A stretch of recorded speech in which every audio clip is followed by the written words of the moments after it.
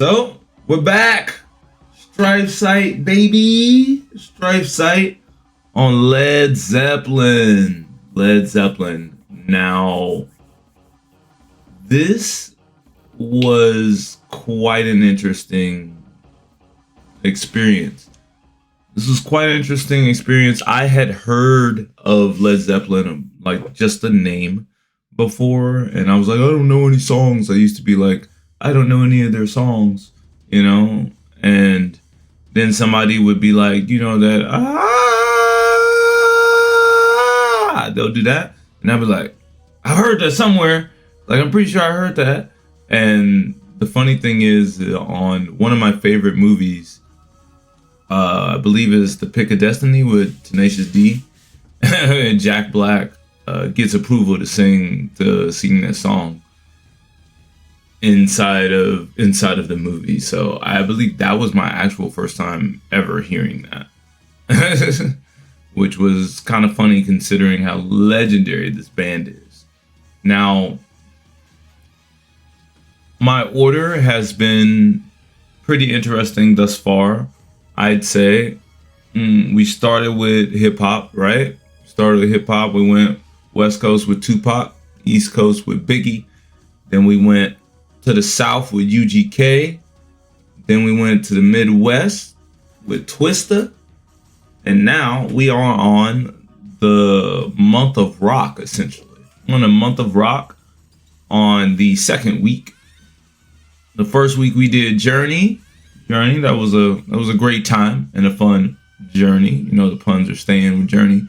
Every time I gotta say Journey. It's a journey when I take a journey on a journey. But this week was Led Zeppelin, legendary band. And, I wanted to know what, they said it's legendary. They said it's one of the biggest bands. I only know one song, the song where they, I was like, okay, whatever, bro. So let's check it out. I've done all of this listening this week. I've done multiple listens as I did with all the previous. Then I wrote notes that I will be reading.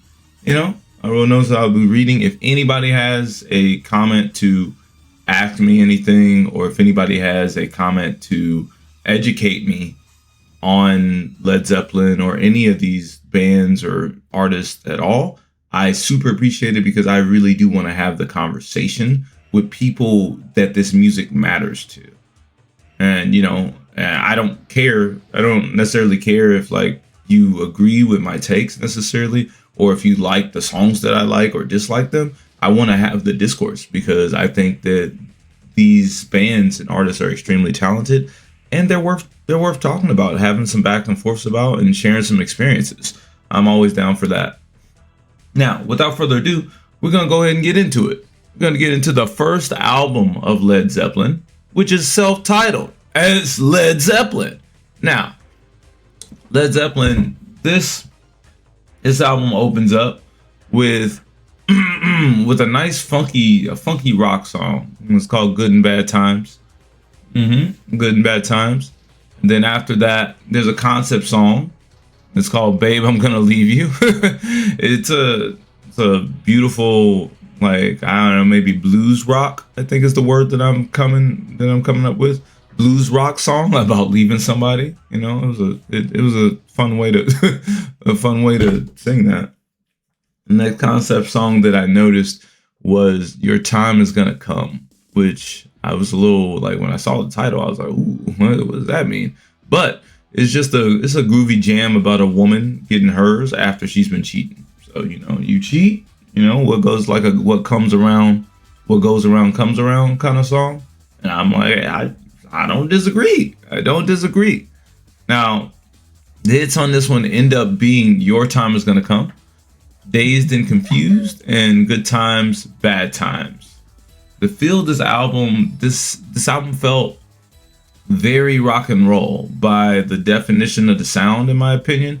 When I think rock and roll, or I think a slow and steady paced with a touch of a blues feel.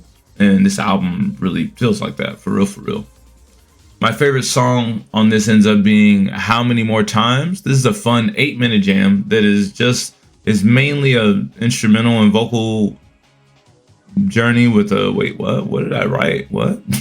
I'm gonna read what I wrote and see if this is what I really meant. It's just an instrumental and vocal journey with the drum solo, bass time to shine, and the guitar solo is truly a fun joint. Interesting. I don't know what I was typing there, but that's a little convoluted. It's a little convoluted. I'll give it up. It's like I just said it was a song. But I do remember this song, and this song I believe it was because there were different points in this song where the instruments individually had time to shine, and that is not something that always happens in rock songs, and a lot of times it would just be the vocalist going, belting lyrics and singing their heart out, or the guitar solo, that everybody's waiting on. But I believe this had time for the bass to shine and a drum solo in it. So not believe, it did. Now, favorite solo ends up being on that same song, How Many More Times, at 2:10. It felt jazzy and smooth and full of creativity. It's also a low octave solo, which is interesting because most of the time when I think of guitar solos, I think of like pretty high octave solos or high pitch. I don't know the guitar term or the higher level of notes. I'm gonna guess it's octave, but I could be wrong. Now, the instrumentation on this album felt very balanced. On the instrumental side, the guitarist had some nice solos. The vocalist was unique. The drums had some solos as well. But the Stryfe standout on this goes to the guitarist. His solos were just very colorful and just felt very different from other guitarist solos. And the singer was awesome too. So that was 1969's Led Zeppelin. Moving on, same year, 1969, I was negative 21. Negative 21. Led Zeppelin 2. Led Zeppelin 2 came out. And it opened up with a mega hit, Is a Whole Lot of Love. Doop, doop, doop, doop, doop, doop, doop, doop, doop, doop, doop. Yeah, I like that song a lot. I'm gonna call out songs that I knew before this. I knew this song. I knew this song as in I've heard it at my job. My job, they play music. I probably heard it at other places like Target, Walmart, major stores, stuff like that. Major stores, food spots. And yeah, I knew this song. I was like, oh wait, I know this song. Led Zeppelin, good stuff. You got me. Okay. So now the first concept song that I recognized was the Lemon Song. It's a song with it's a song with multiple pace switches in it about a woman using him because he didn't listen to his gut, which I was like, oh, that's important. You gotta listen to your gut. Gotta listen to your gut, or a lot of times it seems like bad stuff can occur. I can super relate to that.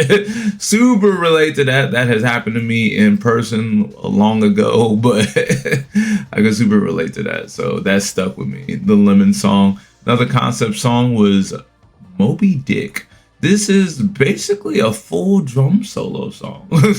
It was a very fun listen though. I did not expect that. Did not expect that at all. Well, it's mostly a full drum solo song. There's some other instruments, but for the most part, the drums are the feature in that song. Now, the hits on this album end up being A Whole Lot of Love, right? Bring It Home, and Ramble On. Ramble On. I can't see. I should quit emulating stuff, but when I say the titles, I think of the song and I think of how they say the title. So if I say it, it come out from the spirit, come out from the soul, from the chest, and I mean it when I do it. So we gonna quit. We're gonna quit apologizing for the random singing. Y'all be alright. Now, the feel of this album was just like free, lively, and fun are the words that came to mind. The way the band plays with their jam sessions and the pauses mid song to the way the singer at times imitates the guitar, they just feel like fun and lively to me. There were not several times, the lead singer of this band and the guitarist have a chemistry where sometimes the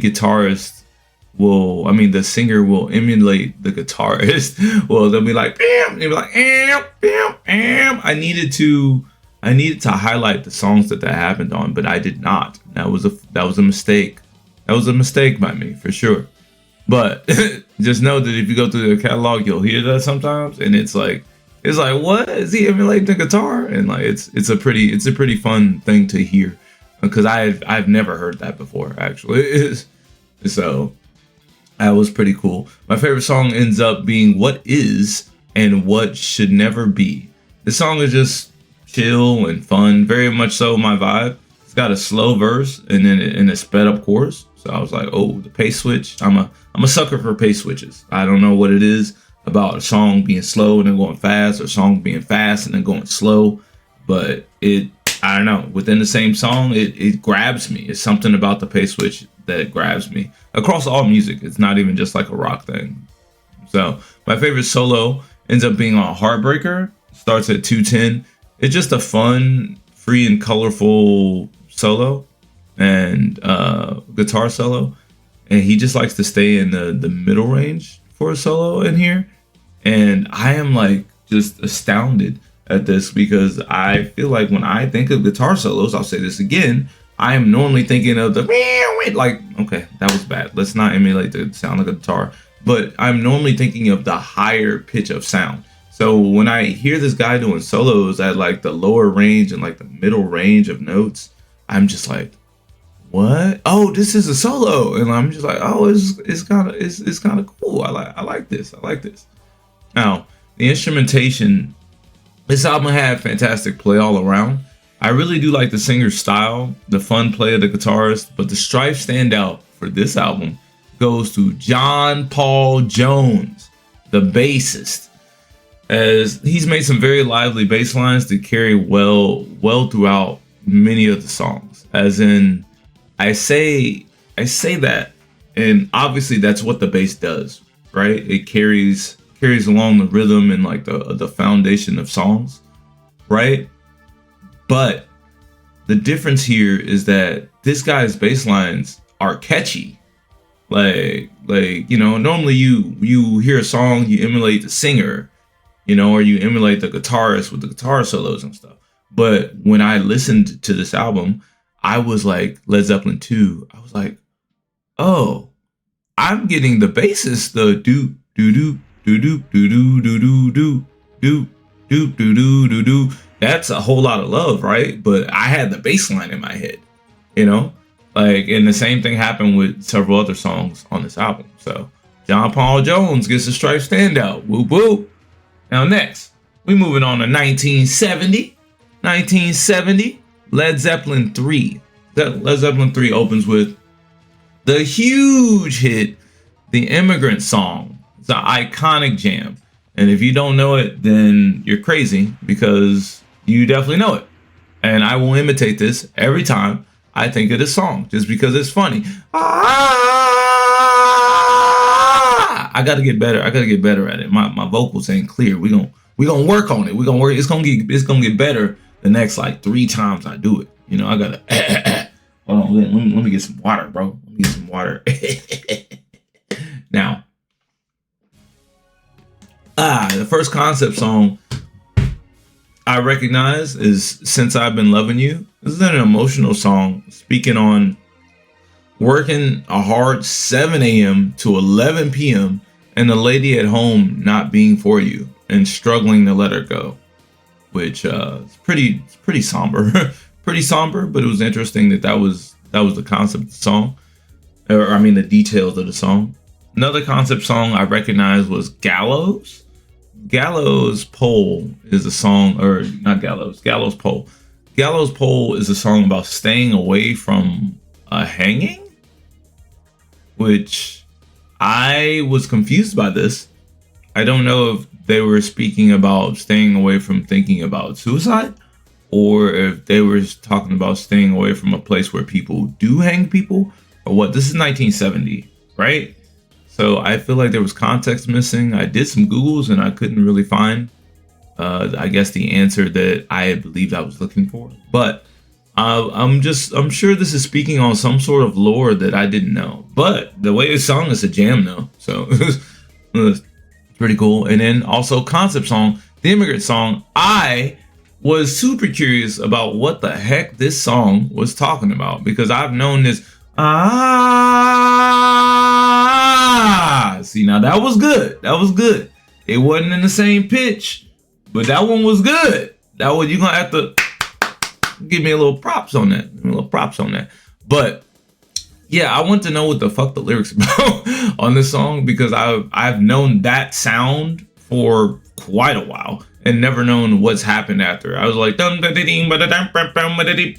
know the rhythm of what they're saying and everything, and I never knew what, never knew that. So apparently this song is about a Viking conquest. I was like, what?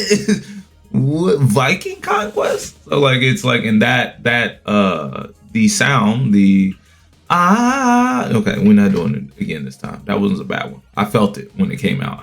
You gotta mean that. When you go for that, you gotta mean it. You gotta mean it and like really let that come out from the soul. And that one, I felt I didn't mean it, because I was like, dang, I didn't really want to do it again that quick again. But when you hear that sound, it's supposed to be like a Viking like battle cry of some sort. And I was like, oh, okay. I get it. I see it. Now the hits on this end up being the immigrant song that we just spoke about, Since I've Been Loving You, Tangerine, and Celebration Day. This album felt lively, bouncy, and really just fun to listen to. It really does feel like old party vibes, or just fun had with this music, you know, like if you're having fun outside, and like, or if you're like a tavern or bar music in like the 60s and 70s, I could totally see this being like in a fun bar area back then. I could totally see that. And yeah, I think that's really the feel. My favorite song ends up being Since I've Been Loving You. This is a blues rock song, but it's just so emotionally intense and chill, and I appreciated the emotional intensity of this song, you know, while still being a decent song to listen to, and not making me feel super sad. My favorite solo is also on Since I've Been Loving You at 420. Wink, wink. The solo is just very emotional and technical and fitting for the song, and I like that. The instrumentation on this album was pretty balanced, with guitar solos, basses, displays, and more. But the Stryfe standout goes to Robert Plant. Robert Plant, lead singer. His voice and style just fits so well, and it just feels fun to hear and sing with. Or like sing along with, I should say. Now, next, we're getting out of this 1970 and going to 1971. Ledzeppelin 4. Ledzeppelin IV begins with Black Dog. This is a mega hit and groovy jam. You know, love that song. The first concept song that I recognize here ends up being Stairway to Heaven. Stairway to Heaven is a no concept song. Based on the research I did, I believe Robert Plant has a quote, and I should have actually quoted it. I did not, but I believe I surmised it to the abstract meaning of the song is part of the beauty of the song.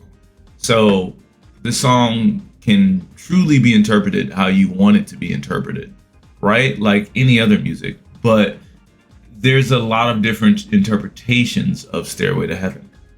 So that's the beauty of it. That's honestly the beauty of it. Now, there's another concept song, Going to California.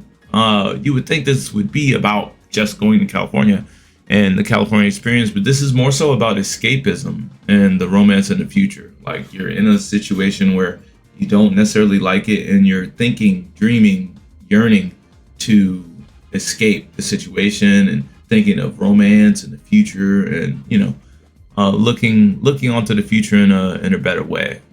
but in the guise of going to California.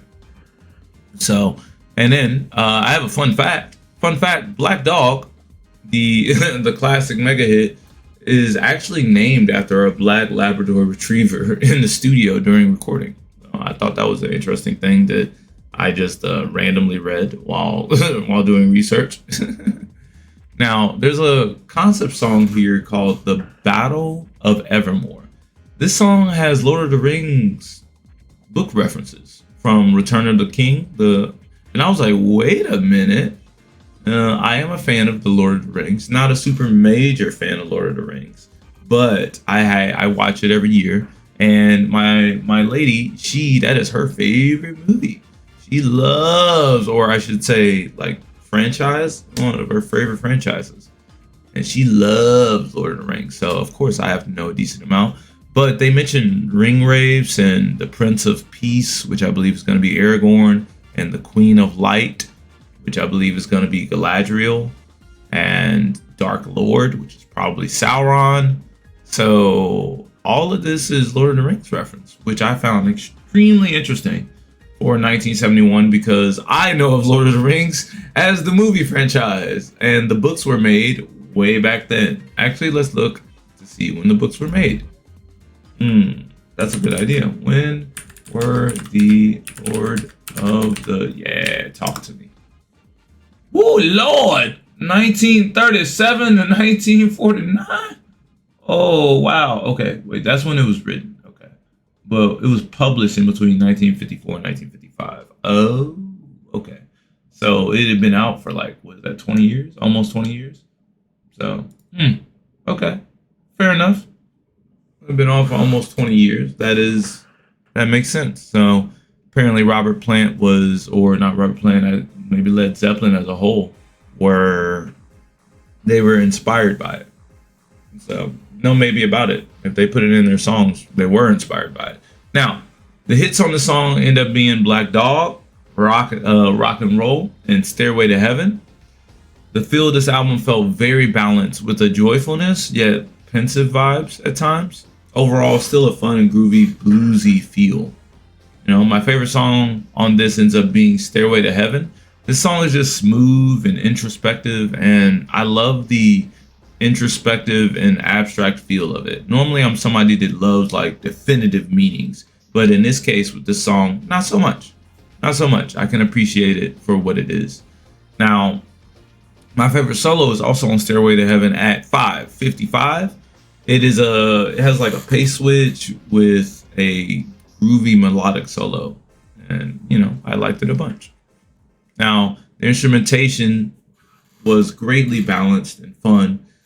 It's really fun to individually listen to all the instruments in this band, is what I've noticed. And like, you know, I can listen to John Paul Jones and like just focus on the bass lines and have a good time. Same with Robert Plant, focus on his vocals, and Jimmy Page as well, and John Bonham. So I just found that interesting as I continue to listen to Led Zeppelin. But Robert Plant does win the Stryfe standout on Led Zeppelin 4. His style is just unique and fun to listen to or sing along with. You know, it's a unique style for sure. Now the next album, getting out in 1971, 4 years later, 1975, we're going to Houses of the Holy. Now, Houses of the Holy, can I see a track list? Are we not doing that? Song by Led Zeppelin? This is an album, bro. Oh, I typed song. How about album? Thank you. Yeah, that's what we're looking for. That's what we're looking for. Now, House of the Holy, the album opens with the song The Song Remains the Same. I was about to say opens with the song remains the same, but the song is called The Song Remains the Same. It's a fun guitar-driven jam without many vocals. Now, this album immediately feels more instrumental focused. The top 3 songs have noticeably less vocals than usual compared to the previous album. So I didn't know what the idea was, but I was like, oh, okay, this is interesting. Now, first concept song I recognize as No Quarter is a very groovy, smooth jam. It's damn near fully instrumental jam, and this one was my favorite song overall so far.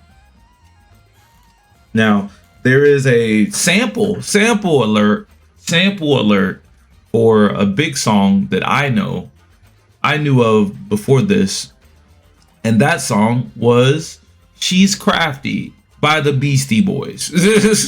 She's Crafty by the Beastie Boys is in is a sample in this, and I was like, what? The that song is the crunch. So I was like, wait a minute. If you remember the Beastie Boys She's Crafty, there's a guitar that leads.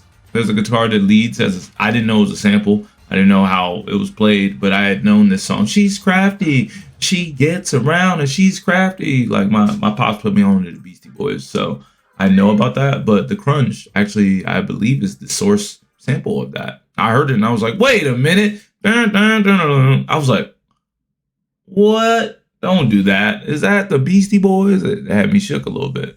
Now, note, I think at this point on Houses of the Holy on the 5th album, I think this is something I made note of. Robert Plant might be my favorite shouter to exist in rock. It is so fun to imitate his shouting, you know, with the ah, you know, and on Black Dog is ah ah ah ah ah ah ah ah that. No. You get what I'm saying? And then this song, this one had Dire Maker, and I didn't know what this was. I probably should have looked it up because the title alone was weird. But it's because it's D''YER MAK''ER. But this one is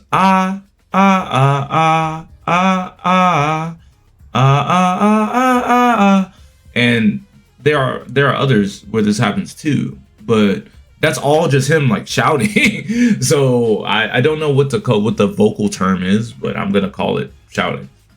Now, here's a comparison thought.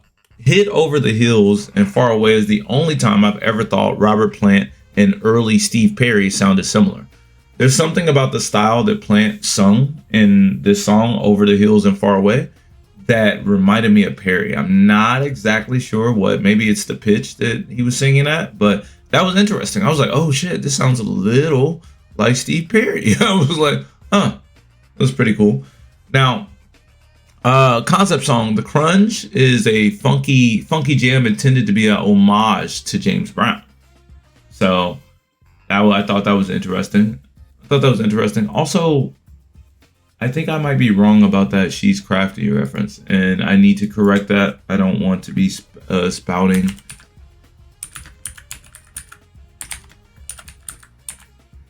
Beastie Boys sample. Yep, talk to me. Okay, it's The Ocean. Okay, let's go back to House of the Holy. Where in the hell is The Ocean at?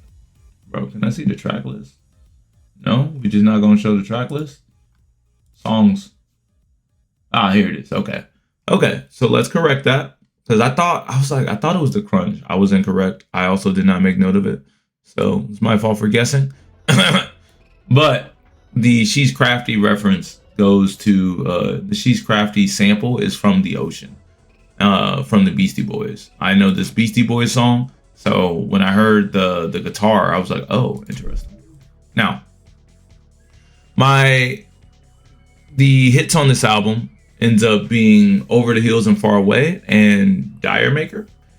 The feel of this album was immediately funkier, groovier, maybe it's a bit more jazzy and chill and smooth is how I felt about it. And tracks like Over the Hills and Far Away, No Quarter, and The Song Remains the Same gave me like a real chill, jazzy head nod feel to it. And I liked it. My favorite song ends up being No Quarter. This song is just very smooth and very cool. Very much so my wave. You know, this is definitely on a playlist. My favorite solo ends up being on Over the Hills and Far Away at 235. It's a fun solo starting on a lower octave. It's a very creative and very lively solo, and I like that. Now, the instrumentation on this album was just more instrumental as a whole, which I did enjoy a lot. It was nice. It had nice bass lines, fun solos, and drums too, right? But the Stryfe standout goes out to Robert Plant, as he's just so, as I said, so fun, and his style is so unique to hear, and and it's also really fun to attempt to sing, attempt to sing like him as well. Now, next we have Physical Graffiti. We're moving up to no clue when Physical Graffiti came out. 1975 again. So both of these came out in 1975? Oh no. Okay. So this came out in 1973. Houses of the Holy did. Now, Physical Graffiti came out in 1975. Now, this begins with a mega hit Custard Pie, just a fun and steady paced jam. The first concept song I recognized was Boogie with Stu, which is like a groovy blues rock dance jam. And I was like, oh shoot, this sounds like it was a song intended for dance, and I was like, huh, this is pretty cool. Now, concept song Black Country Woman. Now, I saw this song on the album. It was one of the latter songs, and I was like, is this going to be a song in 1975 about a black woman? I was like, interesting, but I'm not so certain that it is. It seems to be about a kid and their mother, and the title doesn't really need to have black in it. There were no references to black women. Honestly, there were no references to country women. It was really just a song about a kid and their mother. And yeah, it kind of feels like I missed something, and I listened to it. I know I listened to it like 3 times. Because I was curious. I was like, oh, are they going to talk about curviness of black women, or like the hair, or like what were they going to mention? And there was no actual mentions. So honestly, it could just be woman and child could have been the title, and that would have been I guess more fitting. But the titles don't always have to replicate or represent what the song is. So I was just curious if it was going to this time. Another concept song is Trampled Underfoot, which is a song that uses car phrases to speak about a woman or the love of a woman. I thought that was really cool. I like some metaphors into people, metaphors into love. I like that. Now, another concept song is Cashmere. This is a mega jam, and it sounds as if It sounds as if a journey is being had. Not exactly sure what the journey was, but I do love the song. Now, I did some Googling because I was like, what are they talking about? And I did some Googling, and it says the inspiration was not Kashmir, the region, the North Indian region, but it's more, they took a trip through the Moroccan desert.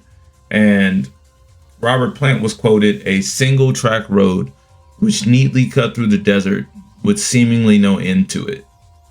I was like, oh, okay. And so they wrote based on that inspiration. So I have heard this song before as well.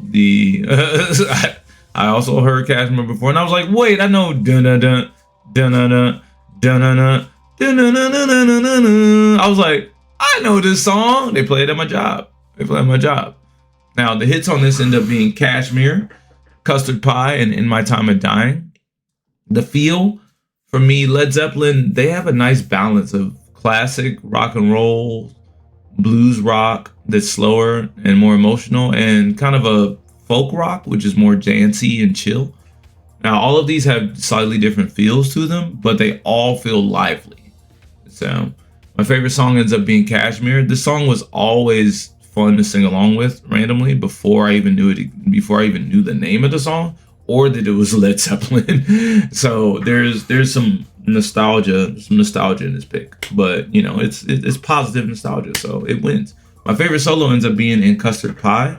This is at 145. The solo just feels like fun, chill, and short and sweet. Fun, chill, short and sweet. Now the instrumentation, once again, quite the balance from the instruments despite the subgenre switches. Jimmy Page, though, the guitarist, gets the Stryfe standout for his melodies and solos and overall uniqueness. I appreciate how different he is compared to other guitarists that I've heard. Now, next we have Presence. We are moving to 1976. Moving to 1976. Now, Presence has one of my favorite songs in their entire catalog.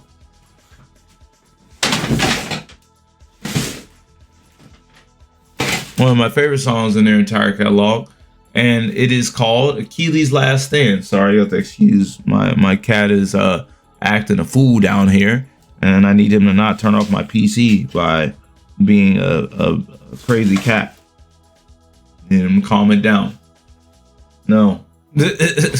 But now, as I said, this song opens with Achilles' Last Stand. This is a really fun, fast-paced jam that is supposed to represent a background song of Achilles fighting, you know, and I absolutely love this.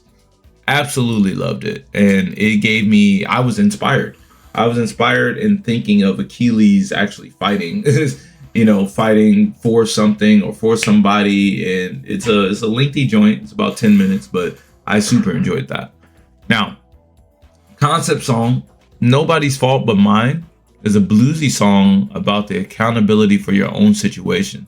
Though it's not like thoroughly sang about, but that is what the song is about. It's not sung in a bunch of not sung in a bunch of ways that you would take accountability, but that is the theme of the song. And I was like, oh, it's an accountability song? I was like, okay, I'm with that. Another concept song, T for One. This is a smooth and somber, groovy blues jam that may be inspired by,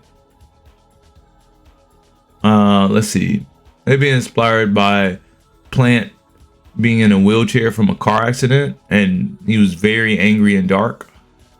Bonzo, the drummer, John Bonham, was a blown alcoholic, passing out on the drum kit. Jimmy Page was deep into chasing the dragon, which I believe is a drug of some sort. So he was left to hold it all together. So yeah, I read that in the comments. It was like one of the top comments, and I was like, oh, that's interesting. Now, another concept song is Candy Store Rock. This is an older rock joint that likens ladies or sexual desire to candy.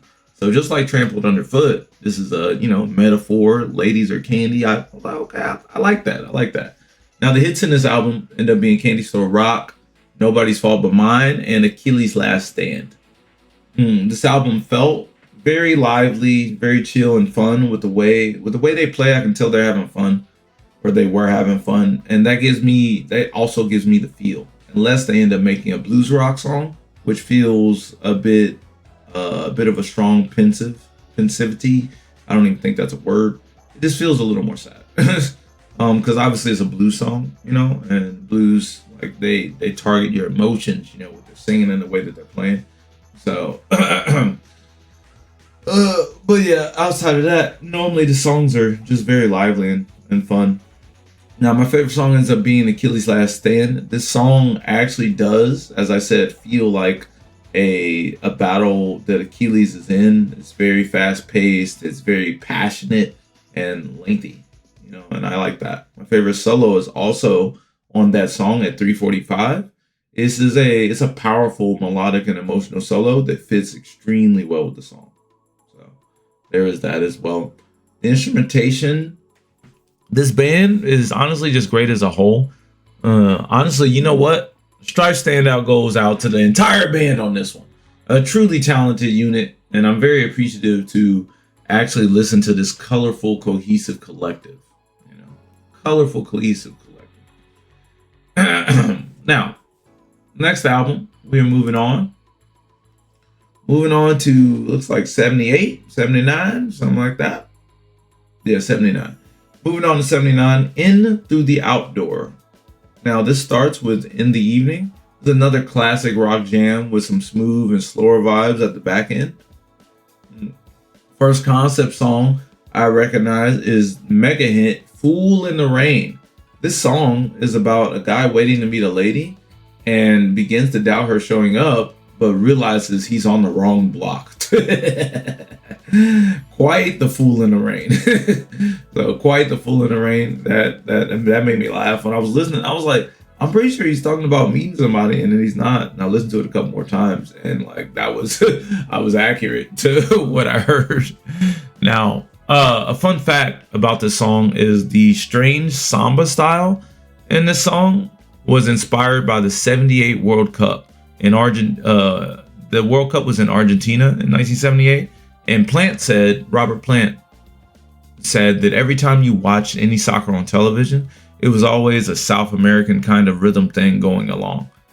And voila, this song and that part. So also, this song, due to its sophisticated samba, has not been performed live by Led Zeppelin, as they said they would have needed more musicians because of the samba part in the middle of it. Now, Carousel Ambra is a lengthy classic rock jam that transitions into a smoother joint that I enjoyed a lot. You know, I'm a sucker for those pace changes, baby. Now, another concept song, I believe, or not concept song. This is just a note on a song. All My Love. Man, I knew this song before. And I also knew Fool in the Rain before I ever listened to them, before I knew that it was actually Led Zeppelin. Now, All My Love, man, I've been making fun of, I've been imitating the chorus, but rhyming the last word aloud for years at my job. Years I've heard, and I'd be like, all of my love, start with the bass. All of my thugs, yeah, all of my hugs. Down, down, down, down, down, down, down. All of my mugs, all of my bugs, all of my doves. Down, down, down, down, down, down, down. All of my cubs, all of my jugs, all of my lugs. Down there, like, y'all get it. You understand. But I had fun with that at work for years before I even knew who sung the song. But honestly, it's a really beautiful and chill song, and I actually love the synthesizer solo in this. Now, the hits end up being All My Love, Fool in the Rain, and In the Evening. The feel of this felt more fun and relaxed. This had a lighter feel than the other the other albums. Maybe Fool in the Rain and All My Love have something to do with that, but I definitely noticed a lighter tone, lighter tone to it. But my favorite song ends up being Fool in the Rain. The song is just fun and odd instrumentally speaking with the Hispanic influence. Also, All My Love wins as well for nostalgic purposes for singing it so much before knowing what it was. It also is just a fun and beautiful jam with a somber feel to it due to this song being about the loss of his son. Now, this is where things get a little tricky because I did not know that. Right? I do believe that with music, it should be interpreted by the receiver and how they choose, and that is okay. So Plenty received that same song as fun, chill, nice, relaxing, despite the grief and sadness it was written with. I did not know that Robert Plant lost his son, obviously. But that is the duality of man. Do I feel sad for him losing his son? Of course. Even though this was 50, 60 years ago? Not 50. Yeah, about 50 years ago or so. Do I feel? Yeah, definitely. Will I continue to enjoy the song and sing along in a jovial nature? Yes, I will. Yes, I will, because I interpret it as a feel. The song feels good despite how it was written. Now, my favorite solo ends up also being on All My Love at 2:40. This solo was just really interesting to me because the synthesizer was used, and it's a pretty unique idea, considering the times. It's like 1979. So, and this is normally a rock band. So I don't know if synthesizers are a normal part for rock bands, but I don't really think they are. So, yeah, I just liked it, and it just felt melodic and smooth. The instrumentation on this was they are truly fun and talent filled deep artists. The Stryfe standout on this goes to John Paul Jones once more, as I do feel like his bass lines were sticking to my memory often in this album. Also, he was the person that did the synthesizer solo on All My Love. So clearly he's an artist, and I appreciate the skills and the music, you know? Now, last but not least, we're moving on to Coda. Coda came out 1982. This is their last album. This opens with the groovy song "We're Gonna Groove." You know, there's a concept song I recognized immediately called "Poor Tom." This is a classic rock song about a railroad worker, Tom, that had a cheating wife at home, and he shot her because of it. But because of that, he ended up getting arrested or possibly executed, and he left a grandson to be alone. I was like, oh man, this is deep and dark. Deep and dark. Now, I Can't Quit You, this song was on Led Zeppelin 1, but it reappears. And I was wondering why it reappeared. I did some research, and it says that it was included to fulfill a contractual obligation for a new album, using prior unreleased live material and studio outtakes rather than a collection of new studio recording. So I was like, oh, okay, that's interesting. It's pretty interesting that was the reason why. Now, there's another concept song here, Bonzo's Montreux. Bonzo's Montreux. Now, I didn't know what the fuck a Montreux was. I believe it's something French, and I forgot what it was. I did look it up. Montreux definition. Talk to me. What is a Montreux, bro? Do we not know? Okay. Montreux is primarily a scenic town. Okay. Interesting. Known for its jazz festival and resorts. It also is famously famously associated with the Montreux definition. What in the heck? Oh, okay. This looks like it's something in regards to Switzerland. Yeah, it's a location, a Swiss municipality and resort town, right? And it's known for, they have a jazz festival. So, yeah. So Bonzo's Montreux is, I imagine, in reference to that. But it was a drum solo song for John Bonham. It was cool. It was really interesting to hear. Now the hits on this one end up being "We're Gonna Groove." The feel on this still had a classic rock and roll feel, outside of "I Can't Quit You," which was more bluesy. My favorite song ends up being "Ozone Baby." It's a fun rock song about love. Just has fun vibes that I'm fond of. And my favorite solo ends up being Bonzo's Montreux. The whole song is just fun and lively to hear the technical drumming ability of John Bonham. Now, the instrumentation on this, once more, was another decently balanced album.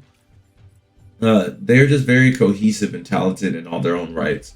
The Stryfe standout on this one goes to John Bonham, as he has been the pulse of the band and for other albums as well.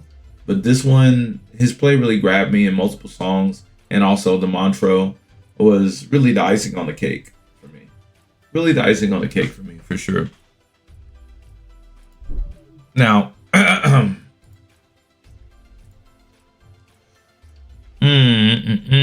me pull up let's pull up a Led Zeppelin members today. Not today. Let me yeah, there we go. Let me get a nice black and white joint. Yeah, I like that. Well, here's all of them. So I'm about to jump into my conclusion. Now, in conclusion,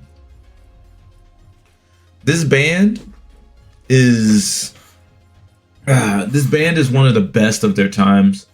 Only 9 studio albums across 13 years, and they have such a massive impact.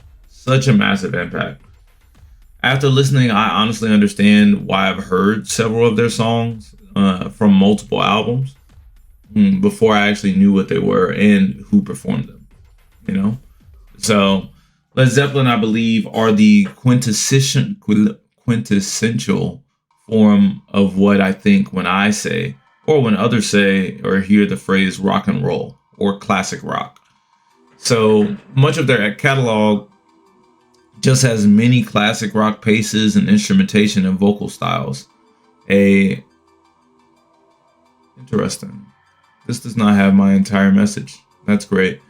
A very cool fact about Led Zeppelin is that their lyrics touch a ton of different topics of grief, love, good times, infidelity, Lord of the Rings, dating, metaphors, metaphors for ladies as cars or candy. It's truly impressive the range of ideas that they have. It is truly impressive the range of ideas that they have. I'm going to see if interesting. This does not have how I ended this, so I will have to freestyle it, which is fine. Now, as for the band, it is truly tragic. It is truly tragic that we only got 13 years of them and 9 albums. They only got 13, yeah, and that is due to John Bonham passing. John Bonham passed due to choking on his own vomit after taking a reportedly 40 shots of vodka the night before. It was alcohol abuse, and I will look this back up to make sure I'm accurate. Yes, so at the young age of 32, yeah, it says after consuming roughly 1 to 1.4 liters of vodka within 24 hours. So it's very, very sad. He choked on his vomit in his sleep. And the other members, Jimmy Page, John Paul Jones, and Robert Plant, they all believed that John Bonham was too essential. His sound was too essential to the band to continue. So that was truly sad. I have no clue how long they would have been able to keep going. But no clue how long. I imagine we would have had a lot more jams.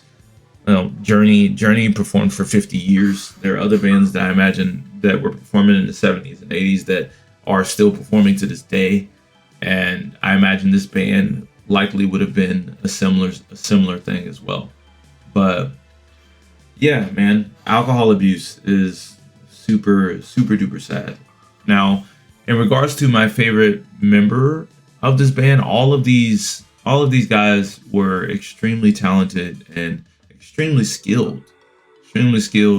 I do believe that John Bonham was a super dope drummer, and I'm not just saying this just because we were in a sad moment of his death. I was listening specifically for him in several points. He also won Stryfe Standout in the album as well, which means that his drums were for me influencing me more than the bass, more than the guitar, and more than the singer. So yeah, he was very talented. Jimmy Page, I feel like, was one of the most unique guitarists that I've gotten to listen to. He has a lot of solos that are like not necessarily at the high octave that it feels like most guitarists do that, but maybe I'm just a bit ignorant to a bunch of different guitars. But he just felt very unique to me as a guitarist, and I liked it a lot. Also, Robert Plant, I gotta speak on Robert Plant. Now, for him, I said that I believe he is the most. I think he might be my favorite shouter. Might be my favorite shouter because once again, that was a good one. I don't think I have the falsetto that he has, so I don't think I can. Nah, you hear how nasty that sounded? Nah, my fault. I can't get up that high. But you understand what I'm saying. Like, if you just make that sound, or even if on, what is it, Black Dog?